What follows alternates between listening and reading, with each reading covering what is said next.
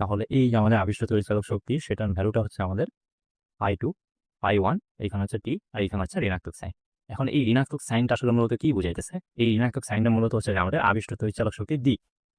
ঠিক আছে, এই ঋণাত্মক সাইনটা কি মিন করতেছে? আবিষ্ট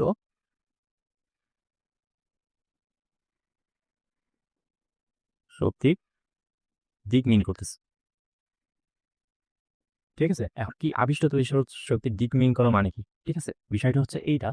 দেখো, দিকের বিষয়টা আমি হয়তোবা বলছিলাম, আমরা লেন্জের সূত্র বললি, এরপরই তো আমাদের লেন্জের সূত্র ধরবো আমরা, ফ্যারাডের দ্বিতীয় সূত্র, দেন হচ্ছে আমাদের লেন্জের সূত্র। আচ্ছা, লেন্জের সূত্রটা আমি বলে দিই এখানে। লেন্জের সূত্রের বিষয়টা হচ্ছে যে যে যখন আমি কি করতেছিলাম, যে আমার এখানে একটা কুণ্ডলী ছিল, আর আমি এখানে চুম্বক দণ্ড নিচ্ছিলাম একটা। ঠিক আছে, যা চারপাশে হচ্ছে যে চুম্বক দণ্ড বা হচ্ছে এখানে কোনো একটা বর্তনী নিয়েও চিন্তা করতে পারে। তো এইখানে হচ্ছে যে আমাদের এই যে চুম্বক ক্ষেত্র বলবো, আমি তাদের মধ্যে কি রাখছিলাম, যে গতি বজায় রাখছি। আমি ধরে নিলাম যে এই বরাবর আমি গতি রাখছি। ঠিক আছে, এই কুণ্ডলীটি স্থির করে আমি চুম্বক ক্ষেত্রকে এই বরাবর গতিশীল রাখছি। তো এই বরাবর যখন আমি গতিশীল করলাম, তখন একটা বিষয় লক্ষণীয় যে এইখানে, যে আমি যখন এই দিক বরাবর গতিশীল করতেছি, আমরা কিন্তু প্রথম দিকে বলছি, বিষয়টা হচ্ছে যখন আমরা এইটাকে এই দিকে গতিশীল করার চেষ্টা করব, তখন এইখানে এমন একটা প্রবাহ তৈরি হবে, মানে এইখানে এই গতির কারণে তো অবশ্যই এখানে কি আসবে, এই ফ্লাক্সের পরিবর্তন আসবে। ফ্লাক্সের পরিবর্তন যে এখানে আসে, সেখানে কি তৈরি হয় আমরা জানি, আবিষ্ট তড়িৎচালক শক্তি উৎপন্ন হয়। আবিষ্ট তড়িৎচালক শক্তি উৎপন্ন যেখানে হয়, সেখানে আমাদের কি হয়, আবিষ্ট প্রবাহ তৈরি হয়। আর প্রবাহটা এমনভাবেই তৈরি হয়, যেই প্রবাহটা এমনভাবে এখানে তৈরি হবে, সেটা সলিনয়েডের নিয়ম অনুসারে, যদি আমি যদি এখানে নর্থ পোল দিই আর এখানে সাউথ পোল, আমি নর্থ পোলকে এড়িয়ে নিয়ে আসতেছি। ঠিক আছে, তাহলে এইখানে নর্থ পোল যদি একটা আরেকটাকে বিকর্ষণ করতে হয়, তাহলে এখানে অবশ্যই কি তৈরি হতে হবে, অবশ্যই এখানে নর্থ পোল তৈরি হতে হবে। আর নর্থ পোল কিভাবে তৈরি হয় আমরা জানি, সেটা সলিনয়েডের নিয়ম থেকে আমরা জানি। সেই তাহলে এইখানে অবশ্যই এটা হচ্ছে যে ঘড়ি কাঁটার বিপরীতে হবে নাকি ঘড়ি কাঁটার দিকে হবে, আমরা কিন্তু বলে দিতে পারবো সেটা হচ্ছে যে কি হবে, সেটা হচ্ছে যে ঘড়ি কাঁটার দিকে হয়।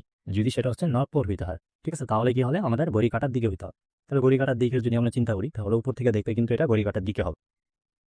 ঠিক আছে, আশা করি বুঝতে পারছি। তাহলে এইখান তৈরি হবে কি আমাদের নর্থ পোল। যেহেতু আমি চৌম্বক দণ্ডটা কি রাখছি, এই মাথায় আমাদের হচ্ছে নর্থ পোল আছে, তাহলে এখানে হচ্ছে নর্থ পোল তৈরি হবে।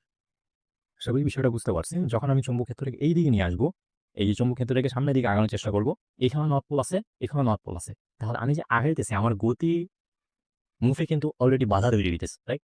আমি এদিকে নিয়ে আসতেছি, দেন হচ্ছে যে এখানে নর্থ পোল, এখানে নর্থ পোল, আমি কি করতেছি, নর্থ পোলকে এদিকে আনা, তাহলে নর্থ পোলকে কি করবে, বিকর্ষণ করবে।